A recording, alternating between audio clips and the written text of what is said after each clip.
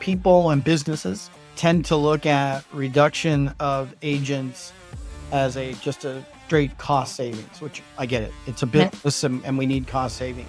It's like that vicious cycle that it's like we don't need the people. Oh, hold on, we actually had the people, but we sacked them for no reason at all, just because we thought that things are gonna be looking much better than they are currently.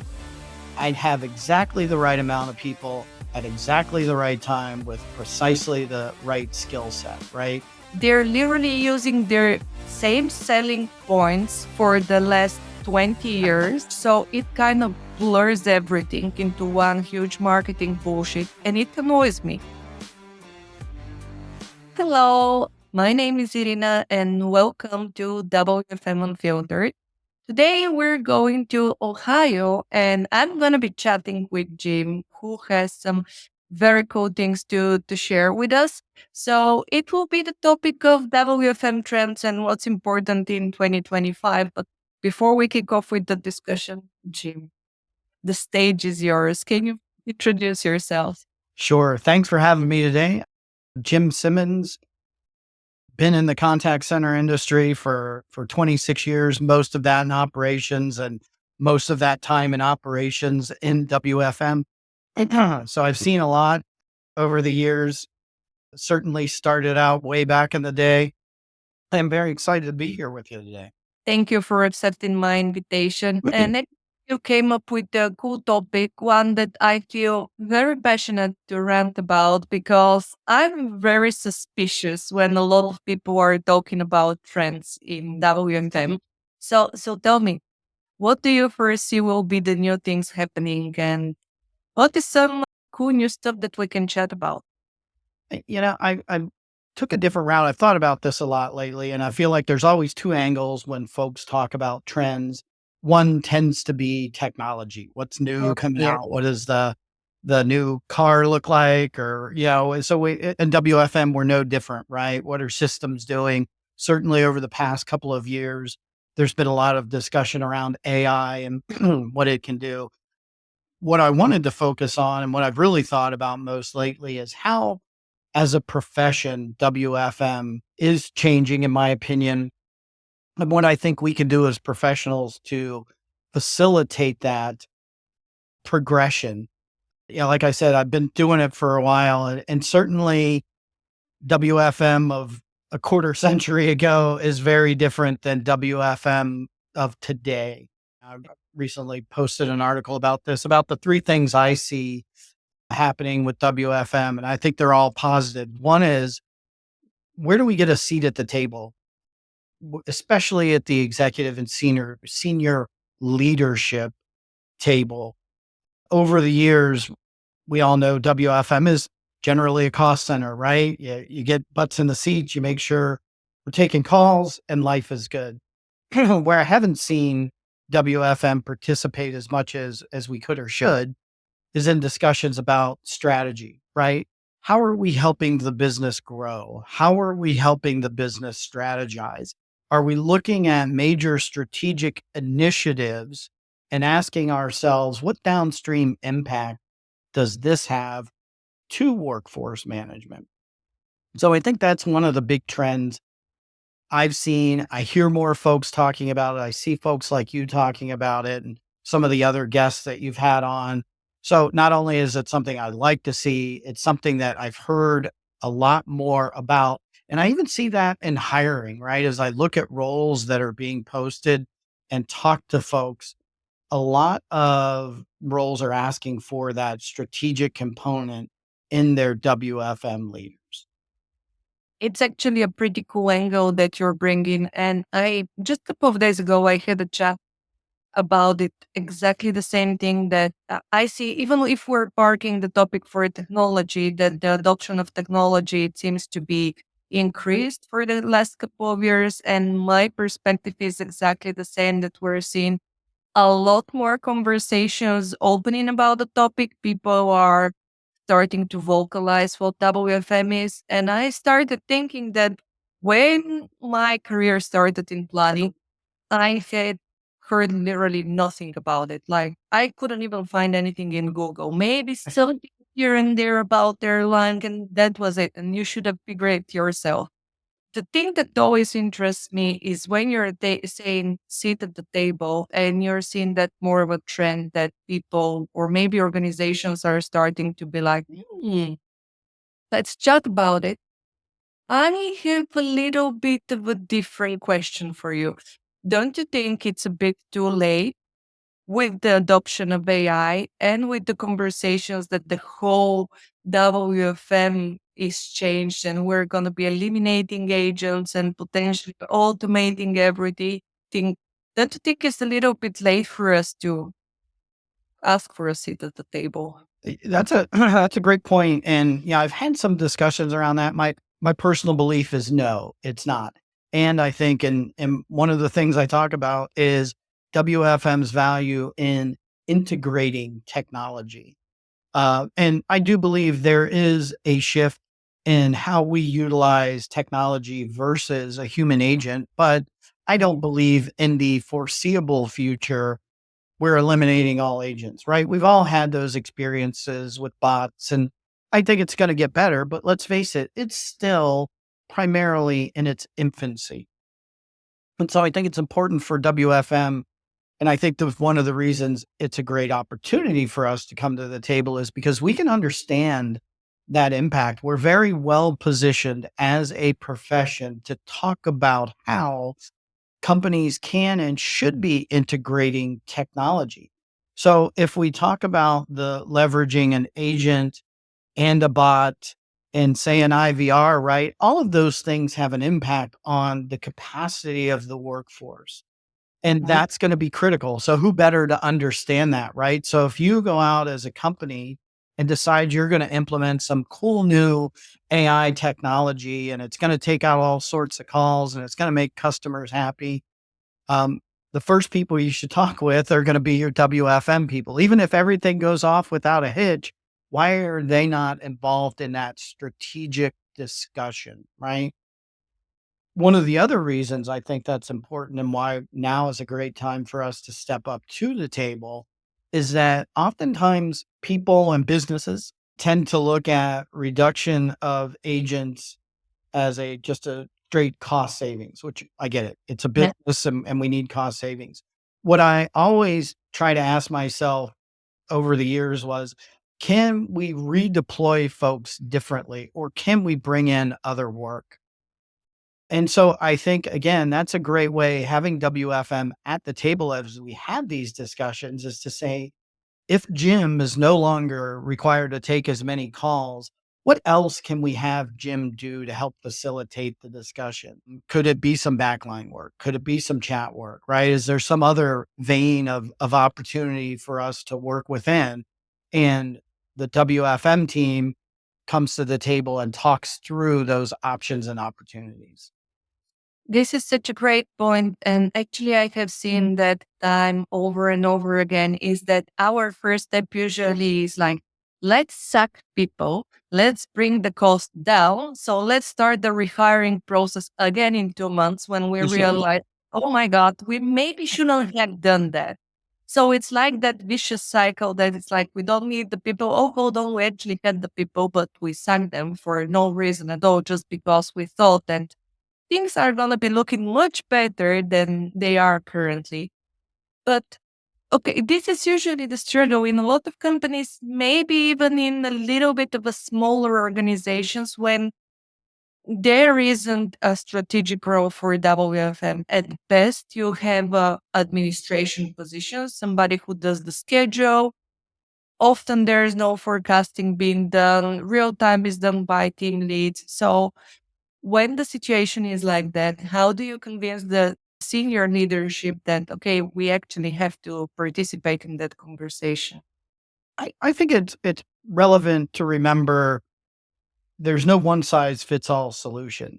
But Mhm. the majority of companies I find in the position that you just described are facing a couple challenges. Usually they're looking for growth, right? Maybe not always. So I think having someone who can think strategically about your growth and brings all of the things that we value in WFM, right? analytical mindset, strategic thinking, forward thinking, all of those type of things are what we find in the WFM profession. That's what they seek, right? So bring that into the conversation. So I think bringing that in, even if you're a company that doesn't necessarily currently have that need, as you think about strategy, go find those people within your organization that fit that bill. Because at some point, you're most likely looking to expand to a point where you do need that strategic role. I think the other component is, and this is a big opportunity, I think, for the industry, both as professionals, but also as a technology, is our goal, right? In WFM, if you talk to any professional and say, what's your best day, right? What does it look like? And, some folks may say, hey, it's when my forecast is spot on or where I didn't have anybody call in. But those are variations on I'd have exactly the right amount of people at exactly the right time with precisely the right skill set, right? So it's that top of the funnel. So if you think about those smaller organizations that all exist that probably have that same issue, but don't have the money or the experience in-house to take care of that. How are we in the industry leveraging it so they can pool some resources, right? How do you create that top of the funnel that works across some industries that might be a little bit smaller and might not have the economies of scale that other larger organizations do, but need that economy of scale just as much as anybody. So I think we should be rethinking the dynamics a little bit, right? That's BPOs, that's technology companies. How do you fill that top of the funnel so that you're ready to cherry pick that whenever and wherever you need it? Okay, brilliant. That I like that angle. Okay, we've been talking about getting a seat at the table and how this becomes a little bit more popular for us from WFM perspective. What else? What do you foresee would be the new things happening in 2025? I think a unique perspective is, and this is probably a little bit bigger of a stretch for a lot of WFM professionals, is thinking about the customer experience and its relationship to the agent experience. Going back to my early days of WFM, we were, I wouldn't say there were many people that were agents that were big fans of WFM, right? We were the folks who said, hey, that's that's the schedule you get. Sorry, you can't take a break now. I mean, we were just, here's the rule, follow the rules and you'll be good, right? I definitely see that changing for the better. I think that those are all good things. We now know that the employee experience is a big part of what any company is and should be. There's lots of data that exists that says a happy agent creates and helps maintain a happy customer. So I think within WFM, we should be thinking about how do we apply those things, right? So instead of just creating a schedule, going, here's your schedule, stick to it, we'll be good. We have to talk, how do we build more flexibility into that process? Like I mentioned a moment ago, how do you take that top of the funnel and make it as easily accessible as possible? How do we focus on leveraging AI and the technology that does exist to do things that we've historically dreamed of, but haven't been able to do? One of the examples I give is we've often talked about you have customer A who has this personality type, right? They just want to get their stuff done. And you have agent B who might be a great match for them, right? They don't have a lot of additional things to talk about. So you may want to get them together in any interaction because you know that customer is going to have a better interaction with that agent. Historically, that's been very difficult to facilitate. As a human, we can't manage that effectively. With the information we now have and the data we have available and the advent of AI, doing something like matching that customer with an agent that is going to better service that current need is much easier because there's so much data to go through and so much information to be had in almost real time, if not real time, that can make that decision that a human just can't do it. So I think leaning into that, understanding that, advocating for that, and not just thinking of ourselves as hey, once I put a person in a seat on the phone, my job is done. I don't think Mhm. that's the case anymore for WFM. I am getting excited here, and I'm gonna actually spin that from another perspective. For me, when we're talking about employee engagement and employee happiness, we're often connecting it with WFM tools. And for me, historically, what WFM tools have been providing is kind of the bare minimum. Okay, most of agents can swap shifts if there is a subset of requirements that both agents are meeting. Maybe they can request vacations. Maybe they can request some sort of shift changes. And that is like cool. That's so amazing. But then you're entering into implementation and then you discover that even those, for me, basic functionalities do not often work very well. But we are still struggling understanding, okay, what do we do if we don't have a WFM tool when we need to do something manually or using Excel? And is that enough to guarantee agent happiness? And the thing that really annoys me, frustrates me, is that we don't even ask. There are so few organizations and teams that are actually involving the advisors in the process and checking, okay, just let me know, how do you see? Tell me what's happening on the floor. Tell me what's happening in your daily work. And how do you think we can change it and reflect that in the schedule so it can be better for the business and better for you guys? And actually, the trend that I'm seeing, that Yeah. WF teams are starting to understand that agent happiness is more than, okay, you can swap your shifts, goodbye, that's fine. Right. And it's a little bit more than, okay, actually, human beings, they have lives. Okay, it's a business, but if we work with happy people, maybe they're going to be doing better job.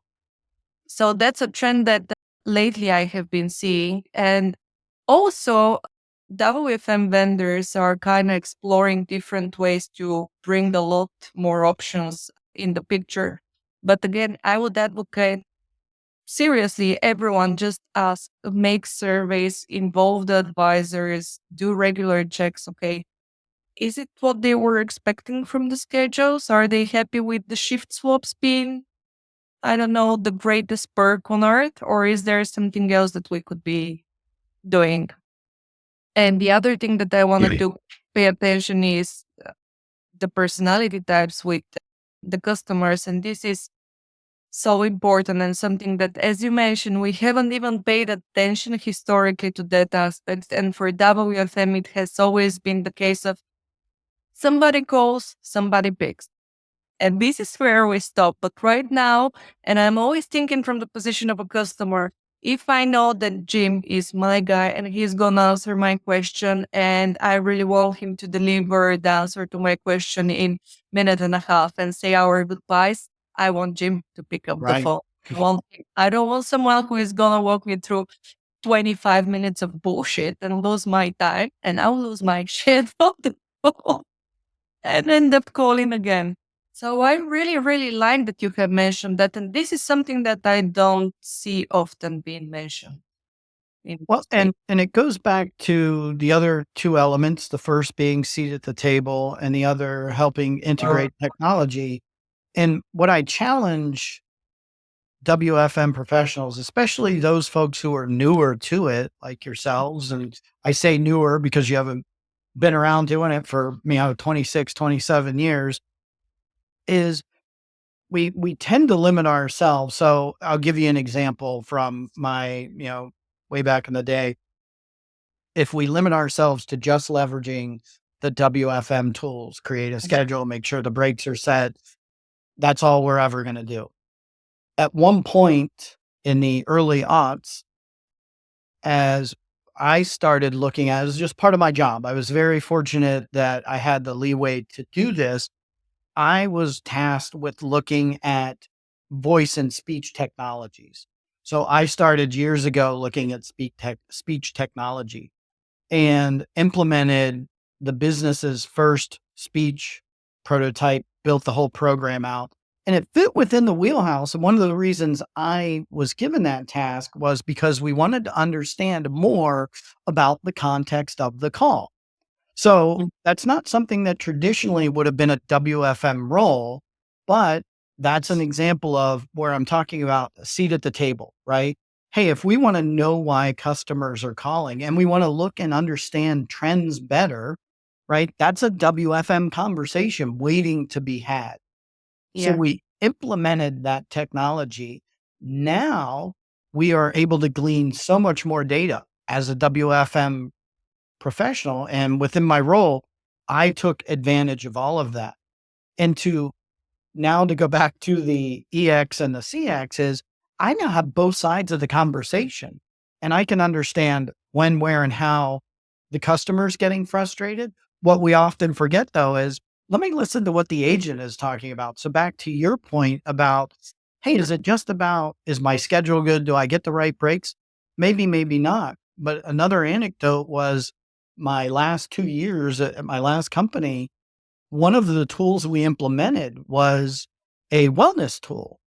And that came directly from HR. We have this wellness tool, but I go back to we worked it through WFM because what the tool did was look for specific times when we thought the agent might be feeling stressed. Mm. And so we looked at it, and what would happen is if that flag got triggered, this tool would come in and automatically say, "Hey, do you need a quick break?" And the agent could take that break. And we had implemented another automation tool at about the same time.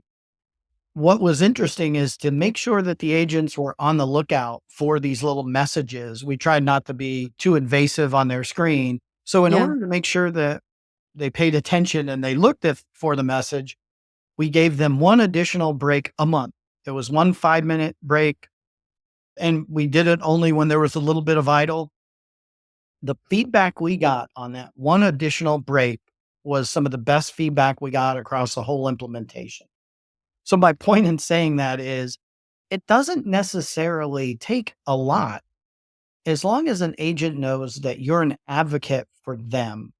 And as long as we in WFM are thinking about tools and technology that exist not within our wheelhouse, Yeah. the things that create the schedules, but what other tools and technologies touch what we do, and be thoughtful about that and be forthright and go forward and say, hey, how can I help with this? How is this going to impact the workforce? Because 90% of what businesses implement has some impact on Yeah. that frontline agent. Oh God, I'm so hooked on this one because this has been my mantra always. It's not about what you're currently doing, creating shifts or making people take a call or write that email. And it's not even about the WFM tool. But as you mentioned, even if we're talking about AHT reduction, right? Okay, what can we do? What kind of tools are there that can help the agent summarize things better or optimize their work in order for our populations to be improved or be more efficient if something gets automated during delays? I will absolutely join you with this one. I think that the WFM community is much more open and much more proactive in looking for information and reading articles, joining webinars, watching podcasts or whatever it is so they can get that webinars, watching podcasts or whatever daily job. Okay. So anything else before we wrap up? Any other trends that you're seeing? Yeah, I kind of touched on it already, but just to underscore our position as it relates to technology, I'll go back to the AI conversation. It can be a big scary thing. I've encouraged so many companies look at your WFM and your reporting teams first to implement AI because there's so much value that could be had there. B, you're most likely involving experts who will know that, right? Again, WFM folks tend to be very analytical. They know technology, they know how to do these type of things. And then C, it really is a lower risk because it's behind the scenes. So really, we should help advocate for AI and technology discussions, right? When they come back with this new app that works on your desktop, let's say, hey, how are we assessing what that's going to do to handle time or agent satisfaction, right? When they come forward with some new HR policy, does WFM know? When they have a new technology out there that's going to take all of the agent calls away, right? Do we really know? And what does that tail look like? So it's all discussions that are happening. You just have to kind of push your way in a little bit, I think. But once true leaders really recognize that you're interested and you have valuable input, I think most of them will open their ears.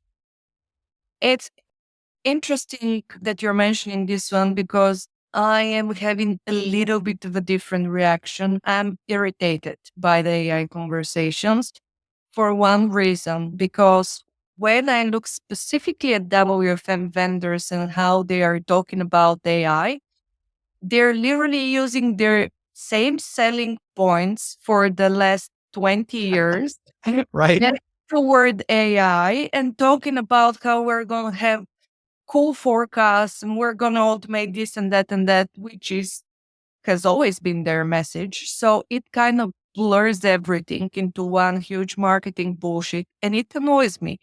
But to come back to your point, automation is inevitable. And I think it gets lost into all those kind of blurry and not specific enough conversations, even though there are a lot of companies that are very specific and talking about how bots or whatever are gonna help these parts of the process. But I'm always saying technology is amazing. It's great. We need to leverage it. We need to implement it as much as possible. But for me, it's also very important to understand the process and the mechanics behind it, because there's always these situations where technology fails. And then you're having somebody sitting in front of their laptop looking at like, "Hell is forecast? I have no idea. I'm just seeing those graphs and they're pushing out the requirement to my schedules. And don't have any idea what am I supposed to do now that my technology isn't working." So I would say that we need to start understanding a little bit more in depth how things are working rather than just relying they work okay. Absolutely. And, that's one of the things. And again, all of these tie together, but that's seat at the table conversation because to your point, salespeople do the sales job, right? They come in, they try to hype you up over possibly the same product in a new light or Yeah. some changes. It's our job as end users to think and provide feedback, to work closely with our IT department. I can tell you that I've worked at places and had conversations where the WFM technology, they would re-sign contracts and never ask the WFM team, "How do you like the tool?" Right? So just a simple conversation like that is going to be very important. And I go back to think expansively. You made one point that I have a lot in conversations nowadays is, hey, your forecast is going to be really good and you'll get to X%. I think if WFM professionals become laser focused on one component, that Yeah. well is only so deep. Once you get to 100%, and I would argue once, especially at a large organization, once your forecast gets to 92 plus percent, you have diminishing returns. So if I spend my whole time and my whole career focusing on a perfect forecast, I'm missing so many other components. So that's why I think it's important for us to think about technology across the spectrum and not necessarily go too deep in on any given technology. I think it's a perfect way to wrap that conversation. And thank you so much, Jim. Sure. Before I let you go, again, can you please share with everyone how they can find you, what they can chat with you about, just giving you the word to maybe promote yourself a little bit more? Sure. I currently run Qless Consulting, so I work very specifically with product managers and companies on WFM strategy. It's easy enough to find on LinkedIn under Qless. I can be reached as well on LinkedIn, and my email is jim@goqless.com. Perfect. Thank you so much for this conversation. And we'll chat soon again. Thank you.